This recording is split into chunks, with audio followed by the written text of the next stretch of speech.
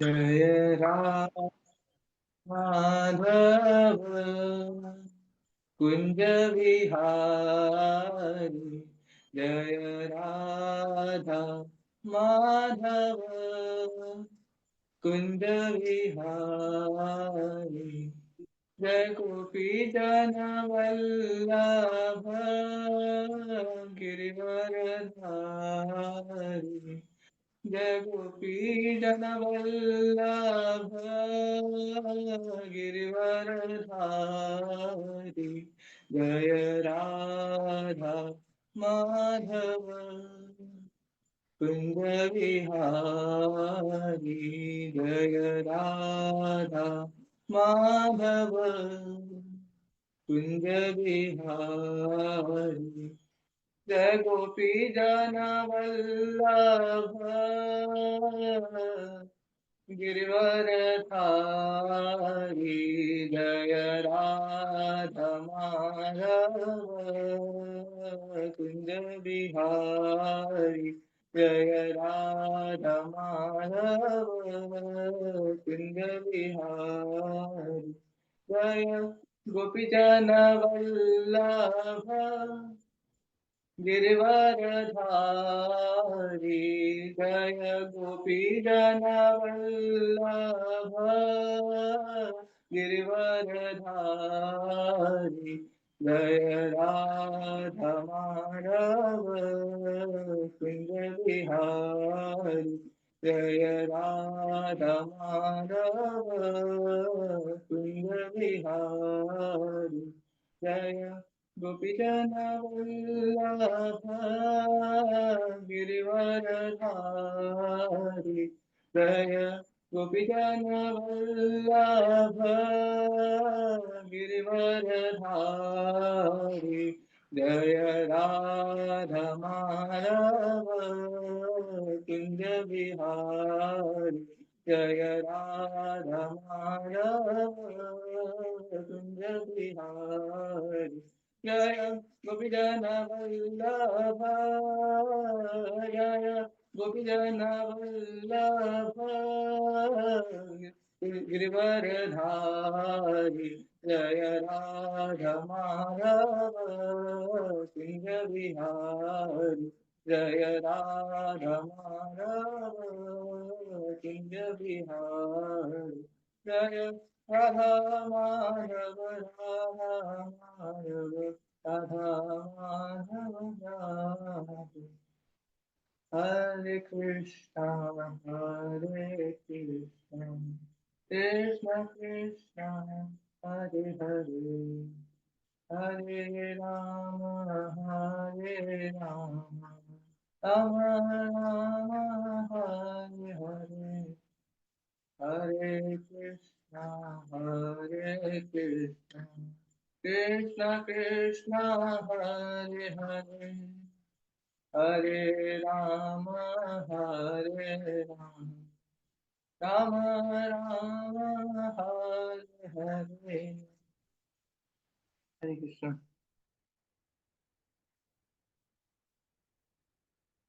लोग मंगलाचरण करेंगे। ओम अज्ञानतिमिरान्धस्य ज्ञानाञ्जनशलाकया चक्षुरुन्मीलितं येन तस्मै श्रीगुरुवे नमः। श्रीचैतन्यमनोभीष्टं स्थापितं येन भूतले स्वयं रूपः कदा मह्यं ददाति स्वपदान्तिकं। वन्देऽहं श्रीगुरोः श्रीयुतपदकमलं श्रीगुरून् वैष्णवांश्च श्रीरूपं साग्रजातं सहगण रघुनाथान्वितं तं सजीवं साद्वैतं सावधूतं परिजनसहितं श्रीकृष्णचैतन्यदेवं श्रीराधाकृष्णपादान् सहगण ललिता श्रीविशाखान्वितां नमां विष्णुपादाय कृष्णप्रेष्ठाय भूतले श्रीमद्भक्तिवेदान्तस्वामिनिति नामिने नमस्ते सारस्वतीदेवे गौरवाणी प्रचारिणे निर्विशेषशून्यवादी पाश्चात्यदेशतारिणे। जय श्री कृष्ण चैतन्य प्रभु नित्यानंद श्री अद्वैत गदाधर श्रीवास आदि गौर भक्तवृंद। हरे कृष्ण कृष्ण कृष्ण हरे हरे हरे राम राम राम हरे हरे। हरे कृष्णा। कभी भी मैंने कहा था थोड़ा सा मैंने जल्दी खत्म कर दिया है, थोड़ा सा मुझे समय का अनुमान नहीं था, क्षमा चाहता हूँ उसके लिए। मैं सभी भक्तों से प्रार्थना करना चाहता हूँ आपकी कृपा से जो है मैं यहाँ कुछ मतलब कोशिश जो हमें सेवा दी गई है मुझे मैं कर पाऊँ। तो वांछा कल्पतरुभ्यश्च कृपा सिन्धुभ्यश्च पतितानां पावनेभ्यो वैष्णवेभ्यो। हरे कृष्णा। अभय से एक कक्षा आगे ओजस्वी राष्ट्रवादी सुभाष चंद्र बोस थे। वे प्रेसिडेंसी कॉलेज के छात्र थे, लेकिन एक अंग्रेज प्रोफेसर के विरुद्ध जो भारतीयों को बार बार गालियां दिया करता था, विद्यार्थियों की हड़ताल करने के कारण वहां से निकाल दिए गए थे। स्कॉटिश चर्च कॉलेज में बोस गंभीर छात्र सिद्ध हुए। वे फिलॉसफी क्लब के मंत्री थे और वाइस चांसलर उर्कहार्ट के साथ सहयोगपूर्ण कार्य करते थे। सुभाष चंद्र बोस और अन्य लोगों से अभय ने भारत की स्वतंत्रता के बारे में बातें सुनी।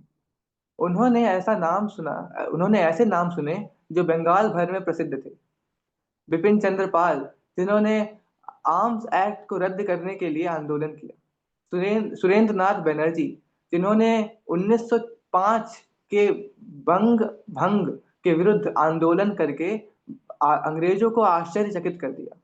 लाला लाजपत राय और सर्वविख्यात मोहन दास करमचंद गांधी। सरकार विरोधी आंदोलन को रोकने में स्कॉटिश चर्च कॉलेज बड़ा कठोर था, लेकिन होम स्कूल के प्रति विद्यार्थियों की सहानुभूति थी। यद्यपि विद्रोह के प्रत्यक्ष लक्षण नहीं थे, पर विद्यार्थी गोपनीय ढंग से कभी कभी राष्ट्रवादी बैठकें करते थे। जब सुभाष चंद्र बोस ने विद्यार्थियों को भारतीय स्वतंत्रता आंदोलन का समर्थन करने को उकसाया, तो अभय ने उनकी बात ध्यान से सुनी।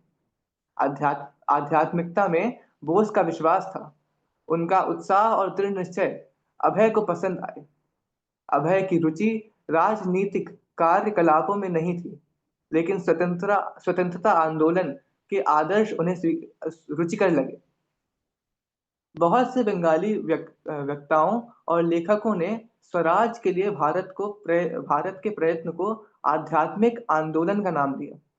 राष्ट्रवादियों के लिए राजनीतिक मुक्ति भौतिक बंधन से आत्मा की मुक्ति के समान थी। अभय की रुचि भगवान कृष्ण की भक्ति में थी। भगवान कृष्ण थे जो परम सत्य हैं। वह विश्वास उन्हें अपने पिताजी से मिला था और बचपन में ही उनमें घर किए हुए था। दूसरी ओर भारतीय स्वतंत्रता अस्थायी सापेक्षिक सत्य थी, लेकिन स्वराज के कुछ नेता यह मानते हुए भी कि वैदिक धर्म वास्तव में परम सत्य है, बलपूर्वक कहते थे कि भारतीय संस्कृति को मूल कीर्ति संसार के कल्याण हेतु तब तक उजागर नहीं होगी जब तक वह विदेशी शासन के कलंक से मुक्त नहीं हो जाता। उनका कहना था कि विदेशी शासक भारतीय संस्कृति को कलंकित करके उसकी भत्सना करते हैं। अभय को भी ऐसा ही लगता था। एम घोष लिखित अपनी निर्धारित पाठ्य पुस्तक इंग्लैंड वर्क इन इंडिया में उन्हें पढ़ने को मिला था कि वैदिक शास्त्र अपवित्र हैं, हाल के लिखे हैं और अंग्रेज शासन और ईसाई धर्म के प्रचार के पहले भारतीय संस्कृति आध्यात्मिकता की दृष्टि से बहुत छिड़ी हुई थी। अंग्रेजों की ओर से शास्त्रों के विरुद्ध अनेक अपमानजनक बातें कही जाती थी, जैसे अभय ने एक प्रोफेसर द्वारा कर्म सिद्धांत का खंडन। लेकिन यदि भारत को राजनीतिक स्वतंत्रता मिल जाए तो हर एक केवल भारतीय ही नहीं वरन संपूर्ण विश्व भारत की उन्नत वैदिक संस्कृति से लाभान्वित हो सकता है। स्वराज का नारा अप्रत्यक्ष रूप से ही सही सचमुच सभी विद्यार्थी को आकृष्ट करता था। उनमें अभय भी थे। अभय की विशेष रुचि गांधी जी में थी। गांधी जी भगवत गीता हमेशा अपने साथ रखते थे।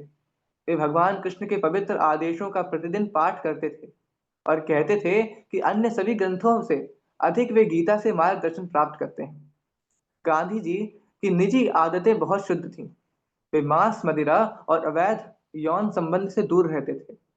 वे एक साधु जैसे सरल जीवन बिताते थे, लेकिन भीख मांगते साधुओं की अ, लेकिन भीख मांगते साधुओं की अपेक्षा जिन्हें अभय ने कई बार देखा था, उनके जीवन में एक अधिक ईमानदारी थी। अभय गांधी जी के भाषणों को पढ़ते और उनके कार्यकलापों का अनुसरण करते। उन्हें लगता कि हो सकता है गांधी जी कार्य के क्षेत्र में आध्यात्मिकता को चरितार्थ करें। गांधी जी ने घोषित किया कि गीता को इस सत्य का स्थान बड़ा महत्वपूर्ण है, जहां गीता न केवल पढ़ी ही जा सकती है वरन प्रत्येक की स्वतंत्रता के लिए कार्य भी कर सकती है, और उस स्वतंत्रता का प्रतीक है स्वराज। स्कॉटिश चर्च कॉलेज में अभय के अध्ययन काल में राष्ट्रीयता के प्रति सहानुभूति भूमिगत बनी रही। यह एक प्रतिष्ठित संस्थान थी। वहां से उपाधि प्राप्त करने के लिए विद्यार्थियों को गहरा अध्ययन करना पड़ता था, और तभी आगे वह अच्छे रोजगार की आशा कर सकता था। अंग्रेज शासन के विरुद्ध और स्वतंत्रता के पक्ष में खुलकर बोलने का मतलब था कॉलेज से निष्कासन का खतरा मोल लेना। बहुत विरोधी स्वभाव के विद्यार्थी ही इस खतरे के अंतर्गत शिक्षा और रोजगार दोनों से हाथ धोने का साहस कर सकते थे। इसलिए वे लुक छिप कर मिलते और विद्रोही नेताओं के भाषण सुनते। हम स्वराज चाहते हैं, हमें स्वतंत्रता चाहिए, अपनी सरकार, अपने स्कूल। गौर मोहन अपने पुत्र का चिंता पूर्वक ध्यान रखते थे। वे अभय को उन हजारों लाखों लोगों में से एक नहीं समझते थे जिन्हें भारत का राजनीतिक भाग्य बदलना था, वरन उनके लिए वे लाडले पुत्र थे। अभय का कल्याण उनके लिए सर्वाधिक चिंता का विषय था, जबकि संसार का घटना चक्र इतिहास के मंच पर घूम रहा था। गौर मोहन का ध्यान अपने पुत्र के भविष्य पर केंद्रित था, ऐसे भविष्य पर जो जिसकी वे आशा करते थे और जिसके लिए वे सतत प्रार्थना करते रहते थे। वे अभय को एक सच्चा वैष्णव बनाने की योजना बना रहे थे, राधा रानी का एक भक्त। उन्होंने अभय को भगवान कृष्ण की उपासना करना और पवित्र आचरण निभाना सिखाया था, और उनकी उनकी शिक्षा की व्यवस्था कर दी थी। अब गौर मोहन का विचार उनका विवाह कर देने का हुआ। वैदिक परंपरा अनुसार विवाह का निश्चय माँ बाप द्वारा बहुत सावधानी पूर्वक किया जाना चाहिए, और पुत्री के रजस्वाल होने के पूर्व वह समाप्त हो जाना चाहिए। गौर मोहन ने अपनी पहली पुत्री का विवाह 9 वर्ष की अवस्था में कर दिया था, दूसरी का 12 वर्ष की आयु में, और तीसरी का 11 वर्ष की आयु में। जब उनकी दूसरी पुत्री 12वें वर्ष में चल रही थी, तो रजनी ने कहा था, मैं नदी में जाकर आत्महत्या कर लूंगी यदि तुम उसका विवाह तुरंत नहीं कर देते। वैदिक परंपरा में विवाह पूर्व प्रेमालाप नहीं था। न नव विवाहित दाम्पत्य को प्रारंभ के वर्षों में साथ रहने की अनुमति थी। युवा लड़की पहले अपने माँ बाप के घर पर पति के लिए भोजन बनाकर उसकी सेवा करना आरंभ करती, फिर भोजन परोसने के लिए उसके सामने आती, या किसी अन्य औपचारिक वार्तालाप में भाग लेती। इस प्रकार जब दोनों शरीर से पुष्ट हो जाते, तब एक दूसरे को इतने प्रिय लगने लगते कि आपस में अभिन्न बन जाते। लड़की स्वभावतः अपने पति की विश्वास भाजन रहती, क्योंकि रजस्वाल होने तक उसकी किसी अन्य लड़के से संगति ही नहीं होती। कोलकाता में गौर मोहन के कई मित्र थे जिनके साथ विवाह योग्य पुत्रियां थीं, और काफी समय से वे अभय के लिए एक उपयुक्त पत्नी के विषय में विचार कर रहे थे। सावधानी पूर्वक विचार विमर्श के बाद अंत में उन्होंने राधा रानी दत्त को चुना, जो मल्लिकों से संबंधित एक सुवर्ण वणिक परिवार की कन्या थी। राधा रानी 11 वर्ष की थीं। उनके पिता और गौर मोहन की भेंट होने के पश्चात दोनों परिवार विवाह पर सहमत हो गए। यद्यपि अभय तक कॉलेज में तीस तीसरे साल के विद्यार्थी थे और उनकी कोई आमदनी नहीं थी, किंतु किसी विद्यार्थी के लिए विवाह करना असाधारण बात नहीं थी, और उन्हें तत्काल आर्थिक जिम्मेदारियों का सामना नहीं करना था। अभय को पत्नी के लिए पिता का चुनाव पसंद नहीं था। वे किसी अन्य लड़की से विवाह करना चाहते थे, किंतु पिता के प्रति सम्मान के कारण उन्होंने अपनी अनिच्छा को दबा दिया। अभी तो अभय अपने परिवार में रह रहे थे और उनकी पत्नी अपने परिवार में, इसलिए पत्नी के भरण पोषण का दायित्व उन पर तुरंत नहीं आना था। पहले उन्हें कॉलेज की पढ़ाई समाप्त करनी थी। स्कॉटिश चर्च कॉलेज में चौथे वर्ष में पढ़ते हुए अभय ने डिग्री स्वीकार करने के प्रति उदासीनता उत्पन्न होने लगी। राष्ट्रीय लक्ष्य के प्रति सहानुभूति रखने के कारण अंग्रेज संस्थाओं की तुलना में उन्हें राष्ट्रीय विद्यालय और स्वायत्त शासन प्रिय लगे। लेकिन उनके सामने अभी कोई ऐसा विकल्प नहीं। गांधी जी विद्यार्थियों को विदेशी संस्थाएं छोड़ने का नारा जरूर दे रहे थे। उनका कहना था कि विदेशियों द्वारा संचालित विद्यालय विद्यार्थियों में गुलामी की मनोवृत्ति पैदा करते हैं। वे विद्यार्थियों के अंग्रेजों के हाथ की कठपुतली के सिवाय कुछ नहीं बनाते। लेकिन फिर भी कॉलेज की डिग्री जीवन में रोजगार का आधार थी। अभय ने दोनों विकल्पों पर भली भांति विचार किया। गौर मोहन नहीं चाहते थे कि अभय कोई ऐसा काम करें जिसके लिए बाद में उन्हें दुख हो। उन्होंने सदा यही प्रयत्न किया था कि वे अपने पुत्र के लिए सबसे अच्छी योजना बनाएं। लेकिन अभय की अवस्था अब 23 वर्ष की हो गई थी और अपने लिए कोई भी निर्णय उन्हें स्वयं करना था। गौर मोहन ने भविष्य के बारे में सोचा। अभय की जन्म पत्री कहती थी कि वह 70 वर्ष की अवस्था में वे एक महान धर्म प्रचारक होंगे। लेकिन उसे देखने के लिए गौर मोहन तब तक जीवित रहने की आशा नहीं करते थे। फिर भी जन्म पत्री को सही मानने में उन्हें पूरा विश्वास था और वे अभय को तद अनुसार तैयार करना चाहते थे। उन्होंने वैसा ही करने का प्रयत्न किया। लेकिन कृष्ण भगवान की क्या इच्छा है, इसे जानने का कोई उपाय नहीं था। सब कुछ कृष्ण भगवान पर निर्भर था और कृष्ण भगवान राष्ट्रीयता, योजना और ज्योतिष के नियमों और एक ऐसे निरहंकार कपड़े के व्यापारी की इच्छाओं से परे थे, जो अपने लड़के को श्रीमती राधा रानी का पक्का भक्त और श्रीमद् भागवतम का प्रचारक बनाना चाहते थे। यद्यपि गौर मोहन की ओर से अभय को जो कुछ वे करना चाहते थे उसे करने की छूट थी, किंतु उन्हें सावधानी पूर्वक उन्हें हमेशा उस मार्ग पर चलना चाहा था जिसे वे सर्वोत्तम समझते थे। अस्तु, कॉलेज के विषय में अभय के निर्णय में बिना दखल दिए गौर मोहन उनके लिए अच्छे व्यवसाय की तलाश में लग गए। परिणाम चाहे जैसा भी हो, सन 1920 में अभय ने कॉलेज के चौथे साल की पढ़ाई पूरी कर ली और वे परीक्षा में बैठे। फाइनल परीक्षा को कठोर परिश्रम के बाद उन्होंने कुछ दिन का फाइनल परीक्षा के कठोर परिश्रम के बाद उन्होंने कुछ दिन का अवकाश मनाया।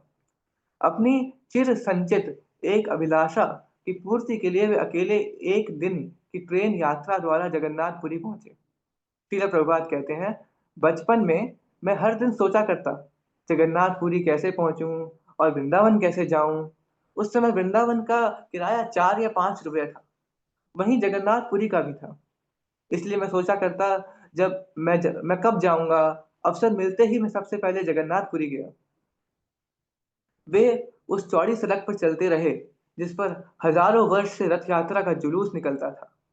बाजार में दुकानों पर जगन्नाथ जी की लकड़ी पर कुदेरी हुई चित्रित छोटी छोटी मूर्तियां दिखाई दे रही थीं। यद्यपि यह रथ यात्रा का मौसम नहीं था, यात्री स्मरिकाएं मोल ले रहे थे और मंदिर में वे जगन्नाथ जी का प्रसाद खरीद रहे थे। जगन्नाथ जी के मंदिर में नित्य भात और सब्जियों के 56 प्रकार के व्यंजन बलराम और सुभद्रा जी के श्री विग्रहों के समक्ष पूजा में अर्पित किए जाते थे। अभय मंदिर में गए और उन्होंने श्री विग्रहों को देखा। बगल में एक आसन पर महाप्रभु चैतन्य की षटभुज प्रतिमा विराज रही थी। महाप्रभु चैतन्य एक साथ ही कृष्ण, राम और स्वयं अपने को सन्यासी महाप्रभु चैतन्य प्रदर्शित कर रहे थे। महाप्रभु चैतन्य पुरी में विख्यात थे, जहां अपने जीवन में अंतिम 18 वर्ष उन्होंने बिताए थे। उस दौरान वार्षिक रथ यात्रा के अवसर पर जब हजारों भक्तों से घिरी हुई रथ यात्रा की गाड़ियां मुख्य सड़क पर आगे बढ़ती, महाप्रभु चैतन्य अपने अनुगामियों के साथ हरे कृष्ण कीर्तन करते हुए भाव विभोर नृत्य करते उनके साथ चलते रहते। वे नृत्य करते करते भगवान कृष्ण के वियोग में अपने अतिशय प्रेम के कारण भाव विभोर हो बेसुध हो जाते। जुलूस में मार्ग पर चलते हुए अभय को अपने बचपन की लीलाएं याद आईं। सड़क पर गाना और नाचना, छोटा रथ, जुलूस, मुस्कुराते हुए जगन्नाथ जी, माता पिता, राधा गोविंद, जैसे जैसे भी हो, बचपन में भगवान जगन्नाथ की कीर्ति से वे हुए थे, और वह कीर्ति इन सारे वर्षों में उनके हृदय में बसी रहती रही थी। मैं जगन्नाथपुरी कब जाऊंगा? बचपन से ही वे पुरी और वृंदावन का स्वप्न देखने लगे थे। 5 वर्ष की अवस्था से ही वे पुरी जाने की योजना बनाने लगे थे, और वहां के लिए ट्रेनों का समय जानने में बरबस उनका मन लगने लगा था। यह सब केवल पुरी के बाजारों की सैर करने की इच्छा के प्रेरित नहीं था, और भीड़ तथा शोरगुल भरे मंदिर में श्री विग्रहों के बारे के से उन्हें संतोष नहीं हुआ। वे एक तीर्थ यात्री के रूप में पुरी आने को विवश हुए थे। उसके पीछे संचार शक्ति थी भगवान कृष्ण के प्रति उनकी भक्ति। इस समय राष्ट्रीय भावना उनके जीवन पर गहरा प्रभाव डाल रही थी। हाल में ही उनका विवाह हुआ था, और ग्रेजुएट बनने तथा रोजगार धंधे के विषय में निर्णय लेने के प्रश्न उनके सामने थे। तब भी, जबकि वे मात्र एक बालक थे, वह पुरी पहुंचकर सड़कों पर अकेले घूम रहे थे। उसी पुरी में जहां महाप्रभु चैतन्य रह चुके थे, और जहां कृष्ण जगन्नाथ के रूप में अब भी रह रहे थे। अभय को कलकत्ता के कार्यभार से मुक्ति अच्छी लगी। उन्हें पता नहीं था कि कृष्ण और कृष्ण के तीर्थ स्थल के प्रति उनके हृदय में जो प्रेम का अनुभव हो रहा था, उसका उनके जीवन में तालमेल कैसा बैठेगा। वे जानते थे कि उनके लिए कृष्ण का महत्व अन्य किसी भी वस्तु से अधिक था। वे भगवान थे, परम नियंता और प्रत्येक के आंतरिक मार्गदर्शक थे। लेकिन कृष्ण की सेवा कितनी अपर्याप्त और दिखावटी थी। राष्ट्रवादी भाषणकर्ता भी, यद्यपि वे गीता अपने साथ रखते थे, कृष्ण की तुलना में राष्ट्रीयता कृष्ण की तुलना में राष्ट्रीयता की ओर अधिक उन्मुख होते थे। प्रभु जी सॉरी केवल जो सच्चे भक्त थे, वे ही कृष्ण के महत्व और आकर्षण का अनुभव करते थे, जैसे जैसे कि उनके पिताजी। पुरी में एक अजीब घटना हो गई। गौर मोहन ने अभय को पुरी में रहने वाले एक परिचित के लिए परिचय पत्र दिया। अभय उनसे मिलने गए, और वहां उनका अच्छा स्वागत हुआ। किंतु जब अभय के सामने दोपहर का भोजन परोसा जा रहा था, तब उन्होंने खाना पकाने के एक पात्र में छोटा सा टुकड़ा देखा। उन्होंने मेजबान से उसके बारे में पूछा, तो वे बोले, ओह, यह मांस है। अभय के लिए वह आघात असह्य हो गया। उन्होंने कहा, यह क्या? मैंने मांस कभी नहीं खाया। उन्होंने आश्चर्य के साथ अपने मेजबान को देखा और कहा, जगन्नाथपुरी में मुझे ऐसी आशा नहीं थी। मेजबान ने शर्मा कर कहा, मुझे मालूम नहीं था। मैं तो समझता था कि यह सबसे अच्छा है। अभय ने उन्हें शांत किया, पर उन्होंने भोजन अलग रख दिया और तत्पश्चात वहां कुछ नहीं खाया। उसके बाद अभय मंदिर में केवल जगन्नाथ जी का प्रसाद ग्रहण करने लगे। अभय पुरी में 3-4 दिन रुके।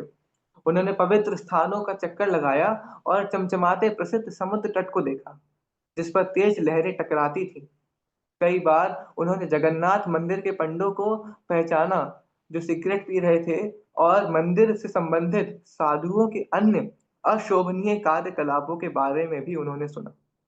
ये कैसे साधु हैं जो मछली के साथ जगन्नाथ जी का प्रसाद खाते हैं और सिगरेट पीते हैं? इस दृष्टि से उन्हें जगन्नाथपुरी से निराशा हुई। अब अभय घर वापस आए, तो उन्होंने अपनी युवा स्त्री को रोते पाया। तब उन्होंने सुना कि स्त्री की सहेलियों ने उनसे कहा था कि तुम्हारे पति घर वापस नहीं आएंगे। उन्होंने उसे समझाया कि चिंता ना करो, इस कथन में कोई सत्यता नहीं है। मैं कुछ दिनों के लिए ही गया था, और अब वापस आ गया हूँ। यद्यपि उनके विवाहित जीवन का अभी अभी आरंभ हुआ था, लेकिन अभय को उससे संतोष नहीं था। राधा रानी दत्त एक सुंदर युवा लड़की थी, परंतु अभय को वह पसंद नहीं थी। वे सोचते, हो सकता है कि कोई दूसरी पत्नी इससे अच्छी हो, इसलिए अभय ने मामले को अपने हाथ में लेने का निर्णय लिया। उन्होंने एक अन्य लड़की के माँ बाप से मिलने का आयोजन किया, लेकिन जब उनके पिता को मालूम हुआ तो उन्होंने अभय को बुलाया और कहा, मेरे बच्चे, तुम दूसरा विवाह करने को आतुर हो, किंतु मैं तुम्हें सलाह दूंगा कि ऐसा ना करो। यह भगवान कृष्ण की कृपा है कि तुम्हारी वर्तमान पत्नी तुम्हें पसंद नहीं है। इसे सौभाग्य की बात, अत्यधिक आसक्त नहीं होते तो इससे तुम्हें भविष्य की तुम्हारी आध्यात्मिक उन्नति में सहायता मिलेगी। अभय ने अपने पिता की सलाह मान ली। वे अपने पिताजी की आज्ञा का पालन करना चाहते थे और उन्हें उन्हें उनका अंतवत दृष्टिकोण पसंद आया, लेकिन वे विचार मग्न बने रहे। पिता की दूरदर्शिता कि कुछ संभ्रमित भी हुए कुछ संभ्रमित भी हुए और यह सोचकर उन्हें विस्मय हुआ कि भविष्य में किस प्रकार वे आध्यात्मिक जीवन में आगे बढ़ेंगे और पिता के प्रति कृतज्ञता अनुभव करेंगे कि यह सब उनके कारण है। पिता का यह विचार कि आध्यात्मिक जीवन में भविष्य में तुम्हारी उन्नति अभय को बहुत पसंद आया। जो पत्नी उन्हें मिली थी उसे उन्होंने स्वीकार कर लिया। हरे कृष्ण। पहला क्वेश्चन है, सुभाष चंद्र बोस ने किस क्लब के सचिव के रूप में काम किया था? रचना तिवारी माता जी, आपका माइक खुला है, से आप बोलना चाहते हैं? हरे कृष्णा प्रभु जी, सुभाष चंद्र बोस ने फिलोसफी क्लब। जी माता जी, फिलोसफी क्लब। अभय ने भारतीय स्वतंत्रता संग्राम से संबंधित किन प्रमुख नेताओं के नाम सुने? कलावती माता जी। हरे कृष्णा प्रभु जी, दंडवत प्रणाम। हरे कृष्ण। हाँ प्रभु जी, उन्होंने बिपिन चंद्र पाल, सुरेंद्र बनर्जी, लाला लाजपत राय और महात्मा गांधी के बारे में सुना था। हरे कृष्णा प्रभु जी, जी। थैंक यू माता जी। स्कॉटिश चर्च कॉलेज में छात्रों का स्वतंत्रता आंदोलन के प्रति क्या दृष्टिकोण था? रचना तिवारी माता जी। हरे कृष्णा प्रभु जी, जो स्कॉटिश चर्च के स्टूडेंट्स थे उनका बहुत ही कठोर व्यवहार था सरकार के, और लेकिन वो सिंपैथी रखते थे होम रूल लीग के प्रति। जी, मतलब उनका खुलेआम सरकार विरोधी प्रचार की अनुमति नहीं थी, लेकिन उनका झुकाव था स्वतंत्रता के प्रति। जी जी, होम रूल लीग के प्रति उनका सिंपैथी थी। जी जी माता जी। अभय ने एम घोष की पुस्तक इंग्लैंड्स वर्क इन इंडिया में भारत और वेदों पर ब्रिटिश दृष्टिकोण के बारे में क्या पढ़ा था? इंदुमती गोपिका माता जी। उन्हें पढ़ने को मिला था कि वैदिक शास्त्र अपवित्र हैं, हाल के लिखे हैं और अंग्रेज शासन और ईसाई धर्म के प्रचार के पहले भारतीय संस्कृति आध्यात्मिकता की दृष्टि से बहुत पिछड़ी हुई थी। हरे कृष्णा प्रभु जी। हरे कृष्ण।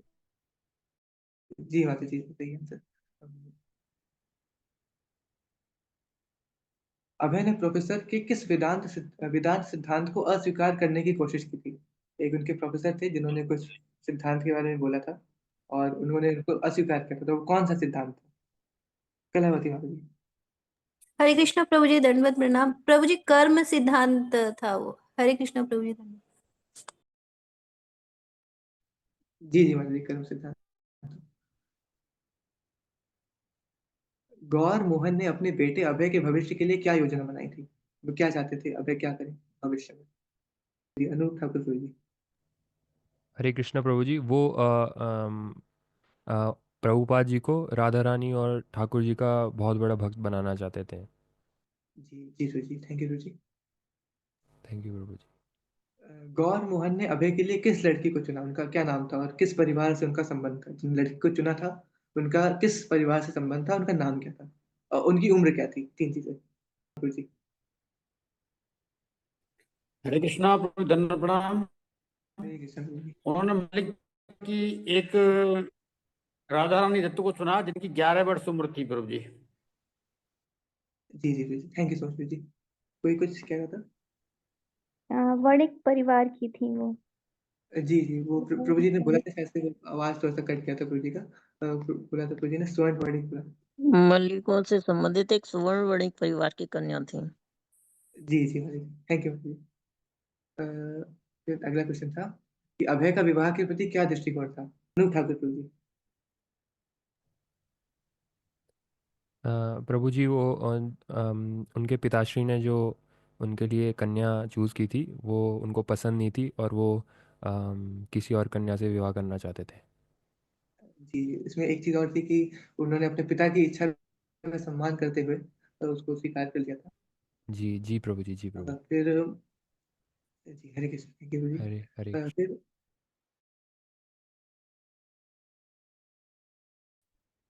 फिर क्वेश्चन है कि उत्तर करी थी, कौन सी परीक्षा उन्होंने पूर्ण करी, उसके बाद फिर जगन्नाथपुरी की यात्रा की। पुष्पा जोशी माता जी। हरे कृष्णा प्रभु जी, चौथे साल की पढ़ाई पूरी कर ली। हर वर्षा कठोर परिश्रम के बाद अवकाश मनाने अकेले ही ट्रेन की यात्रा जगन्नाथपुरी पहुंचे। जी माता जी, मेरे ख्याल से आपकी आवाज थोड़ी कट गई माता जी। चौथे साल तो था, लेकिन मतलब जो कोर्स था उसका क्या नाम था? प्रभु जी वो बीए कर रहे थे। जी जी, वही मैं पूछ रहा था। जी। थैंक यू माता जी। पुरी में अभय ने क्या अनुभव किया था? मतलब दो प्रकार के उनके अनुभव थे, एक अच्छे अनुभव थे, एक बुरे अनुभव थे। तो पहले मैं अच्छे अनुभव से पूछूंगा कि वहां वो गए थे तो उन्होंने क्या क्या चीजें देखी थी। तो पहले वो उस तरीके से मैं पूछ रहा हूँ, उन्होंने वहां जब पहुंचे तो उन्होंने क्या क्या देखा? विराट रूप रहा प्रभु जी। हरे कृष्णा प्रभु जी, धन्यवाद। हरे प्रभु कृष्ण जी, माता जी। अभय को अपने बचपन की लीलाएं याद आई। सड़क पर गाना और नाचना, छोटा सा रथ, जुलूस, मुस्कुराते हुए जगन्नाथ जी, माता और पिता, राधा रानी, राधा गोविंद जैसे भी वो बचपन में भगवान जगन्नाथ की कीर्ति से वे उत्प्रेरित हुए थे और वह कीर्ति इन सारे वर्षों में उनके हृदय में बसी रही थी। जी माता जी, ठीक है। ये उसमें भी प्रभुपाद जी की यादों को पुनर्जीवित किया था, ये बात सही है। उसके अलावा भी और कुछ चीजें थी जो कोई ऐड करना चाहे?